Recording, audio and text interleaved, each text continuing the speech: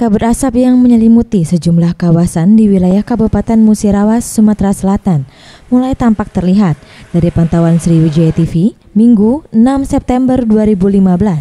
Pada siang hari, kabut asap mulai tampak terlihat menyelimuti sejumlah perbukitan dan kawasan persawahan di Kecamatan Tugu Mulyo.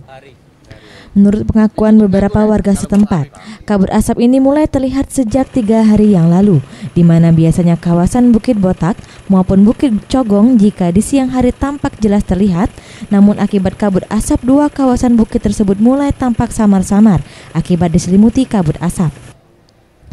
Menurut warga, kabut asap diduga kiriman dari daerah tetangga yang merupakan dampak dari kebakaran lahan gambut yang terjadi di Provinsi Jambi maupun Pekanbaru, Riau.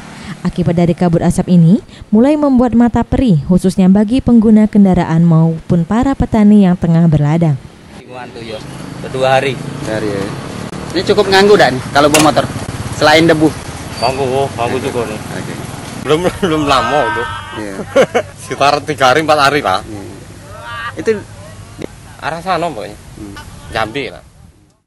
Belum lama udah. Yeah. Sekitar 3 hari 4 hari Pak. Itu arah sana pokoknya. Ferry Setiawan, Sriwijaya TV.